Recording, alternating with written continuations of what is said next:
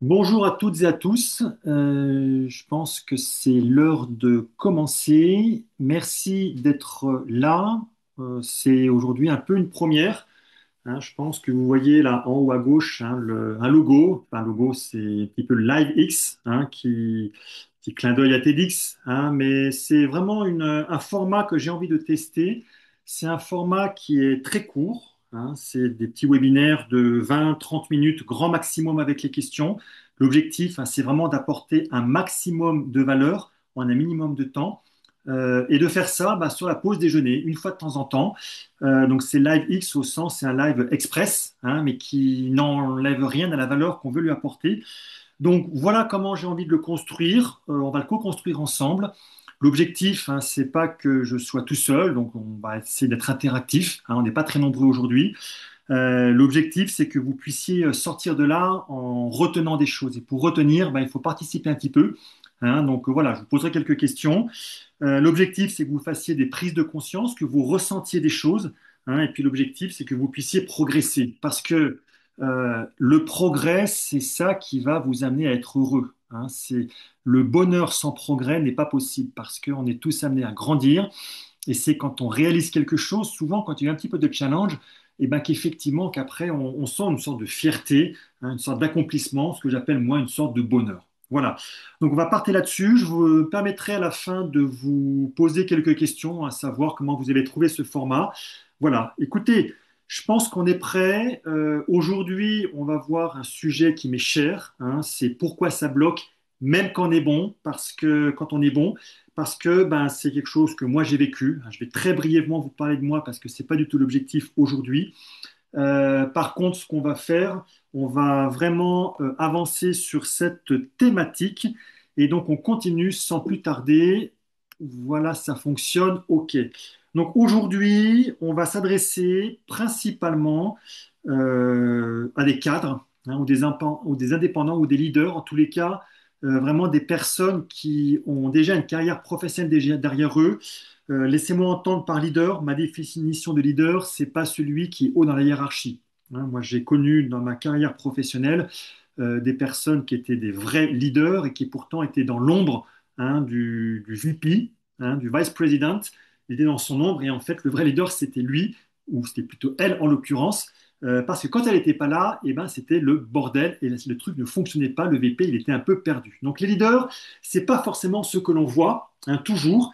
C'est pas être des personnes dans l'ombre, mais c'est vraiment des personnes qui font vraiment avancer les choses globalement au niveau de l'entreprise. Donc, si dans cette, je crois qu'il y en a aujourd'hui, il y a des personnes qui n'ont pas le statut de cadre, ne vous sentez pas exclus, c'est aussi pour vous.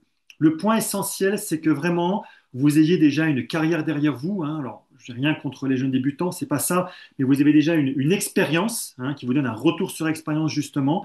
La plupart des gens qui viennent, vous êtes compétents.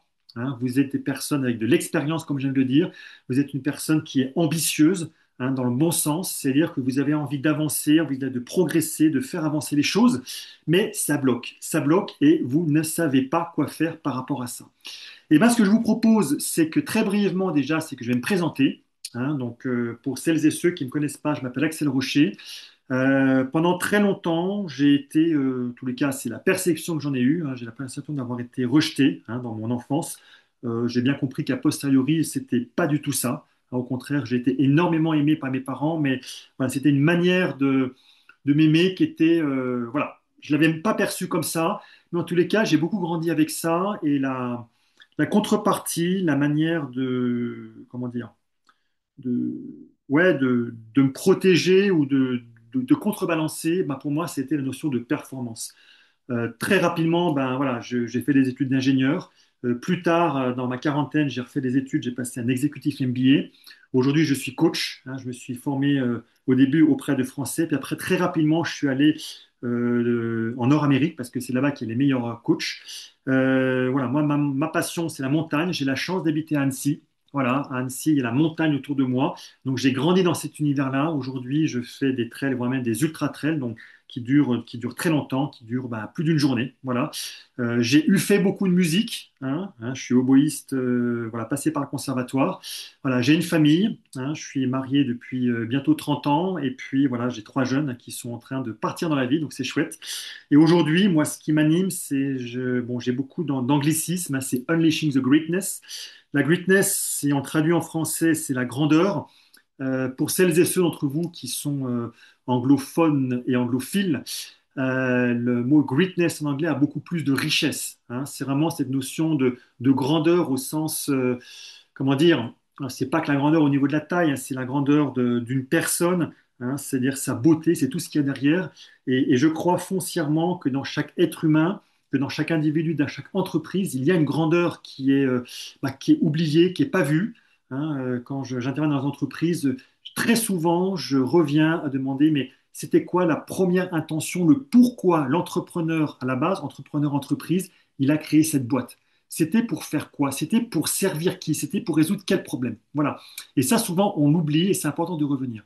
Donc, Unleashing Greatness, c'est vraiment ce que je fais et l'outil principal que j'ai, c'est le coaching. Alors, c'est un mot qui est souvent galvaudé. Moi, j'aime bien parler de stratégie d'intervention parce que derrière, il y a vraiment une stratégie pour pouvoir faire bouger des individus ou pouvoir faire bouger des organisations. Donc voilà pour qui je suis. J'en dis pas plus. C'est pas moi le plus important. On va au cœur du problème. Pourquoi ça bloque? Et j'aimerais vous écouter. Alors soit vous prenez la parole ou soit vous écrivez dans le chat. Je vais regarder le chat. Pourquoi aujourd'hui pour vous ça bloque? Parce que moi j'ai une définition de ce qui bloque. Mais aujourd'hui, l'important, c'est pas ce que je crois moi. L'important, c'est ce que vous croyez. Donc, allez-y, notez dans le chat ce que vous pensez que pour vous, ça bloque. Allez-y. Et puis, je vais partager ce qui est indiqué, bon, même si vous le voyez tous. Voilà. Donc, Bertrand, là, tu nous dis que, OK, toi, tu bosses beaucoup. Tu bosses beaucoup, OK. Et de ce que je comprends, c'est, OK. Donc, ça veut dire que tu es un bosseur, mais qu'en fait, tu attends des promotions et qu'il n'y a rien qui vient. Ouais, effectivement, ça bloque. Donc, voilà, tu es bon. Ça, je l'entends complètement. Ouais, ce que je vois également à Carole, ouais, absolument. Il y a aussi la notion de quand on est amené à faire des présentations. Alors, je crois que tu es dans le marketing, Carole, c'est ça? OK. Je connais ça aussi parce que dans le marketing, on est amené à faire beaucoup de présentations. Le PowerPoint est souvent un outil très utilisé par les marketeurs. Et ouais, on fait des présentations, beaucoup de présentations qu'on passe du temps à faire. On est challengé pendant les présentations, mais derrière, on attend des décisions parce qu'il y a des décideurs et souvent les décisions, elles n'arrivent pas. Donc ouais, ça bloque. On est bon, mais ça bloque, les choses n'avancent pas. Ouais, alors il y a aussi ça, absolument, Frédéric. Il y a aussi vraiment cette approche au niveau du top management. Et ça, je l'entends assez souvent. Pourquoi ça bloque? Ben, parce que tu as ton manager, tu as souvent le CEO, le DG ou les gens du COMEX. Ils ont du mal à avoir une vision, ils ont même parfois du mal à avoir du charisme pour pouvoir vraiment porter comment dire, les sujets de l'entreprise. Et puis en fait, c'est ça qui bloque. Et en fait, très souvent, on se croit complètement démuni par rapport à ça, parce que nous, on sait des choses. Et ça, c'est exactement ce que tu dis aussi, Eric. C'est que tu as l'impression que l'entreprise, elle va pas assez vite. C'est-à-dire que de ce que je comprends, tu me diras c'est ça. Ouais, c'est ça, voilà, ok. Tu es compétent, tu connais des choses, tu sais ce qu'il faut faire, tu as envie d'avancer, puis en fait l'entreprise, elle met des plombs à pouvoir décider. Écoutez, je pense qu'on est exactement dans le sujet. On est exactement là-dedans. Je vais partager avec vous ce qui ressort de plus. Alors, je ne dis pas que c'est exhaustif, mais ce qui ressort de plus. Mais avant ça, j'aimerais partager avec vous trois histoires. Voilà, trois histoires. La première histoire, c'est l'histoire de Viktor Frankl. Alors peut-être que certains le connaissent, Viktor Frankl, c'est un psychiatre. On est à l'orée de la Seconde Guerre mondiale, on est en 1938. Viktor Frankl est un Autrichien à Vienne et à ce moment-là, il est directeur d'une clinique psychiatrique. Et en 1938, il y a les nazis qui débarquent, qui lui disent, entre guillemets, les personnes qui sont dans ton établissement, ce sont des sous-hommes. Écoute, tu les flingues, tu les liquides, mais en tous les cas, il faut que tu les tues. Vous imaginez bien que Viktor Frankl, euh, c'est un homme qui a beaucoup d'humanité, bien sûr qu'il n'a pas fait ça. Donc il a été déporté dans les camps de concentration avec sa famille. Et là, dans les camps de concentration, il a vécu quelque chose qui est vraiment terrible. Et je vous invite d'ailleurs, il a écrit un livre qui est merveilleux, qui est un best-seller, qui est Le sens à la vie.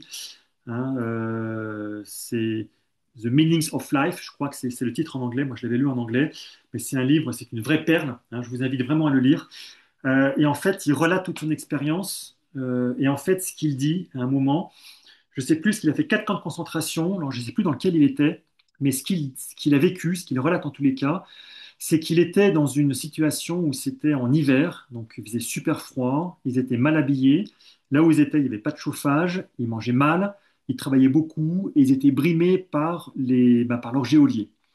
Et là, Viktor Frankl, en fait, bon, il le savait, mais je pense que là, il a vraiment expérimenté. Il a expérimenté le fait que l'important n'est pas ce qui lui arrive, l'important c'est ce qu'il fait de ce qui arrive, c'est quel sens il va mettre par rapport à tout ça. Et là où la plupart de ces codétenus disaient, mais c'est la fin, on va tous mourir, de toute façon on ne peut pas tenir, donc un certain nombre de croyances paternes, mais qui sont, je pense qu'on en aurait fait pareil, hein, qui sont complètement compréhensibles.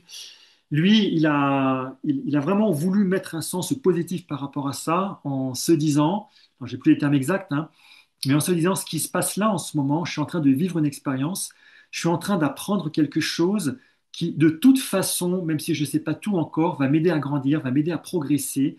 Et quand je serai sorti de ça, eh ben, c'est ça que j'enseignerai à travers des livres à mes étudiants.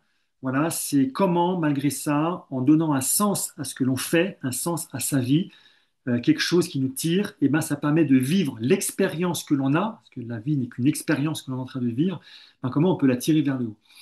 Et c'est ce qu'il a fait par la suite. Hein. Donc Viktor Frankl, lui, il a dit beaucoup de choses, mais j'ai gardé pour vous cette phrase que j'aime beaucoup, c'est lorsque nous ne sommes plus en mesure de changer une situation, ce qui était le cas, nous sommes mis au défi de nous changer nous-mêmes. Voilà, et je crois que c'est exactement ce qui est arrivé. La deuxième histoire, vous la connaissez, je ne vous présente pas le Mahatma Gandhi, bien entendu. Le Mahatma Gandhi, son histoire, c'est quoi? Il était petit, c'est un petit par la taille, un avocat formé à Londres qui se retrouve en Afrique du Sud et qui voit l'Inde envahie justement par les Anglais.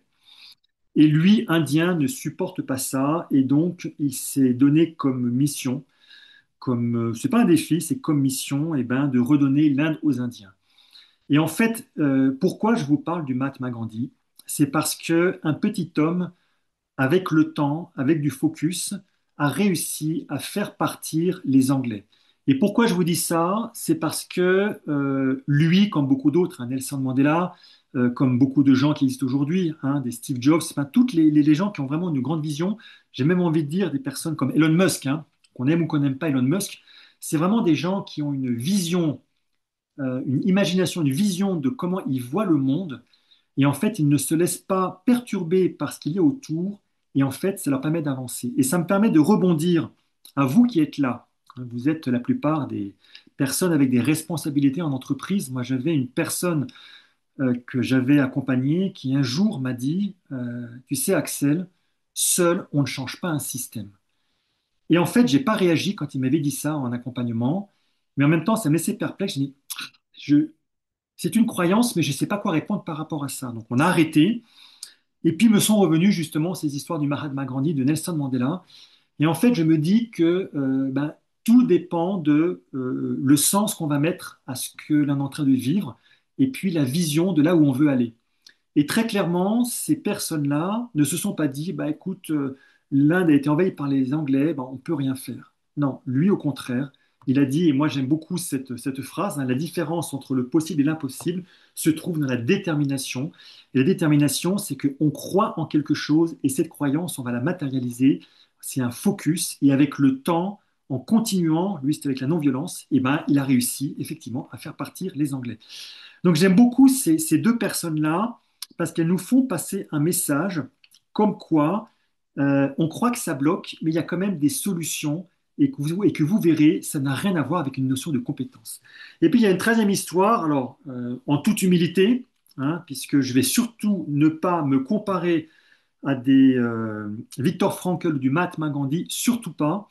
Mais là, c'est quand je suis arrivé, là, cette année, donc là, c'est tout frais, hein, ça de quelques mois, j'ai terminé un 100 miles, hein, donc c'est une course d'ultra trail qui est très longue, 100 miles, c'est 160 kilomètres.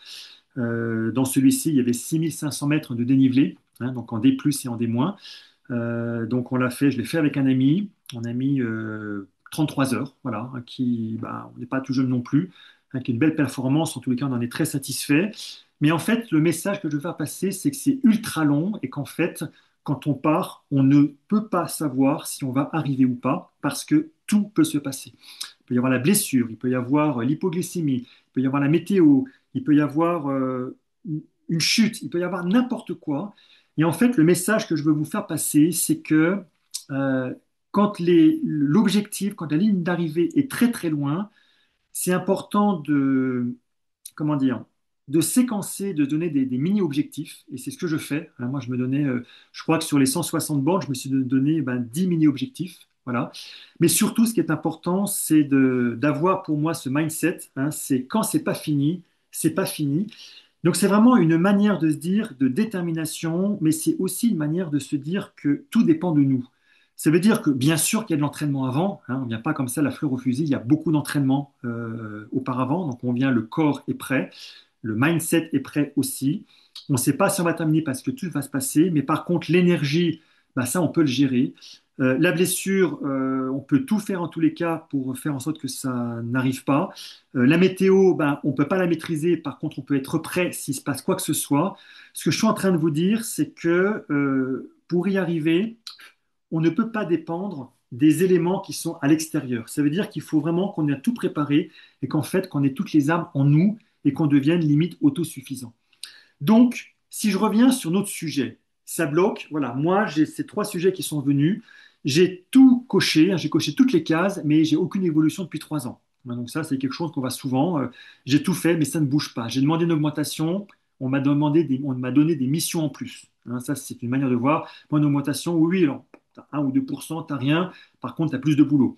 Je me forme, je lis, je bosse beaucoup, ça, je l'ai vu. Mais en fait, il n'y a rien qui bouge. Donc les gens ne comprennent pas. Je m'occupe de moi, je fais ce qu'il faut faire, mais ça ne bouge pas. Qu'est-ce qui se passe? Je change de boîte. Alors ça, c'est sympathique, je change de boîte, mais j'ai toujours les mêmes problématiques. Donc là, c'est ce qu'on appelle les scénarios, hein, et on verra que des scénarios, c'est des choses qui reviennent quand on ne bouge pas. Mon boss me félicite toujours, mais rien ne vient. Ce que je veux vous dire par rapport à ça, c'est qu'en fait, il y a un point commun entre ces blocages. Entre 5 blocages, est-ce que vous voyez, c'est quoi ce point commun? Il n'est pas évident à trouver, mais il y a quand même un point commun. Allez-y. Ouais, vous ne voyez pas?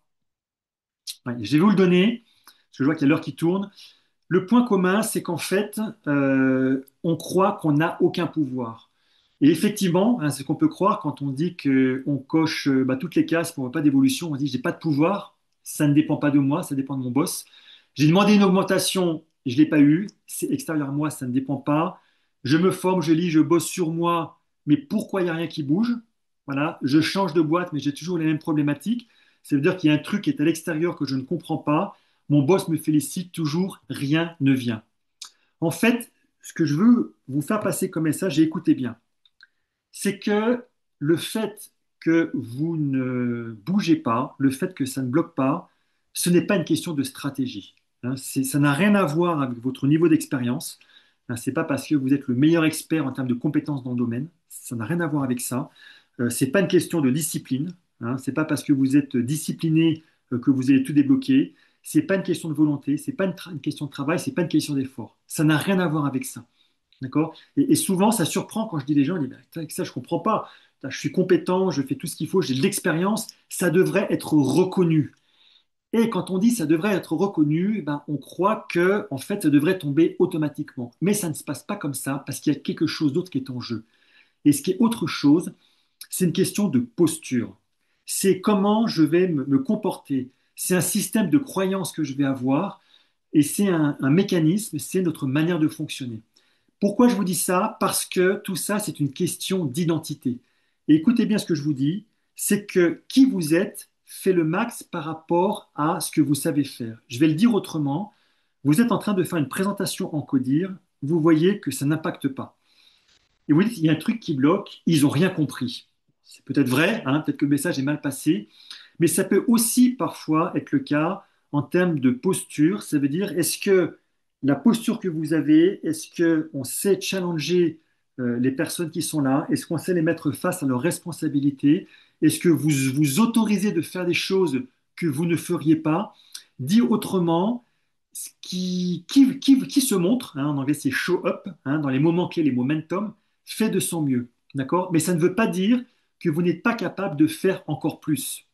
Ce que je suis en train de dire, et là je reprends, hein, ce que Frankl nous dit, lorsque nous ne sommes plus en mesure de changer une situation, nous sommes mis au défi de nous changer nous-mêmes, c'est le signe qu'il est temps d'évoluer, de grandir, de progresser pour pouvoir passer au prochain niveau. Dit autrement, ce qui bloque, c'est pas quelque chose qui est à l'extérieur, hein. Quand on est bon, ça bloque, la solution, elle est en nous. C'est une question qui est identitaire. Ça veut dire que tel qu'on est bâti, nos croyances, notre posture, notre façon de fonctionner aujourd'hui, hein, qui est liée à toute notre vie qui est arrivée aujourd'hui, eh ben, on a tout donné. Aujourd'hui, on est au bout. On est au bout de tout ce que l'on pouvait faire.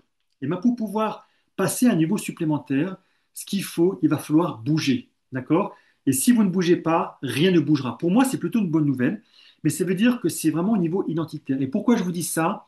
Parce que l'identité, c'est vraiment dans l'être humain, c'est vraiment ce qu'il y a de plus haut niveau. Il n'y a rien de plus haut que l'identité. Pourquoi? Je donne un exemple, hein. Quelqu'un qui est timide croit qu'il est timide.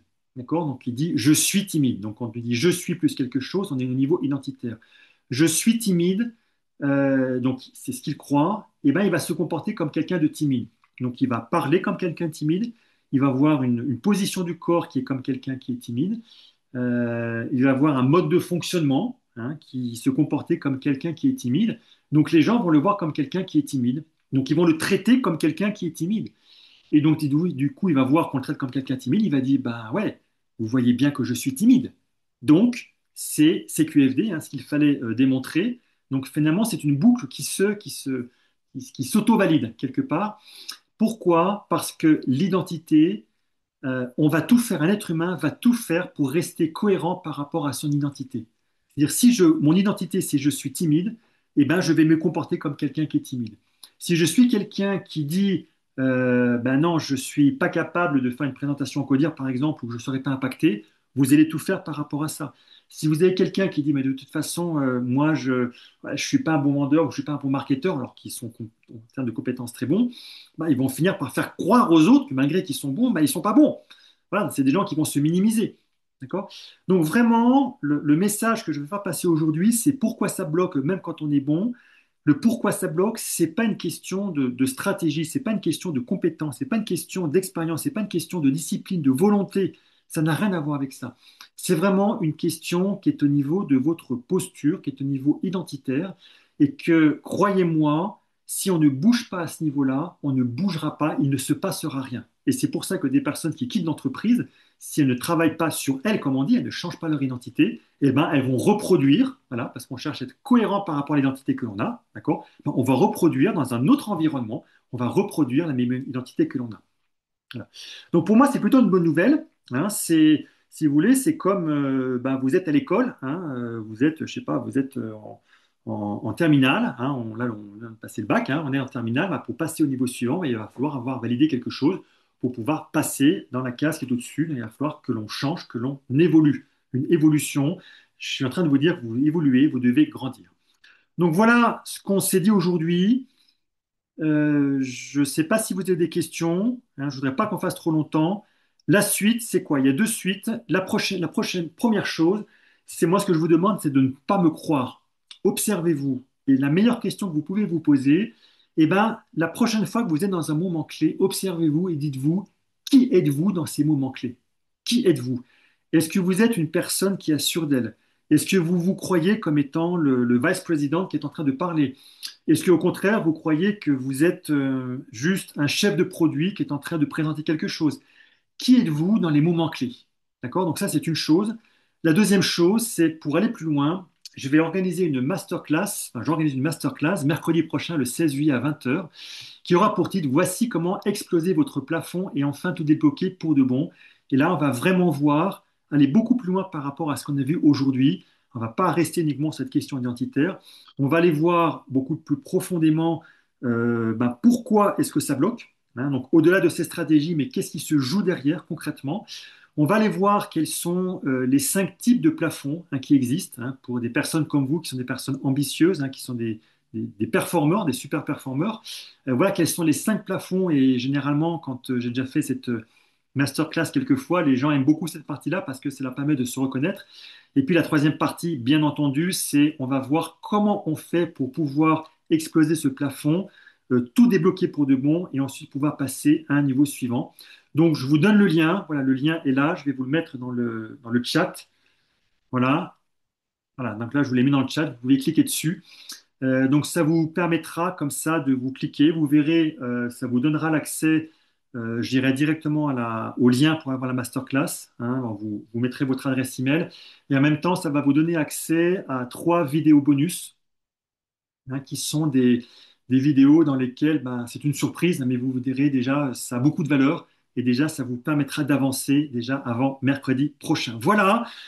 Je pense qu'on en a terminé. Je voulais juste vous poser une dernière question. C'est qu'est-ce que vous pensez de ce format LiveX?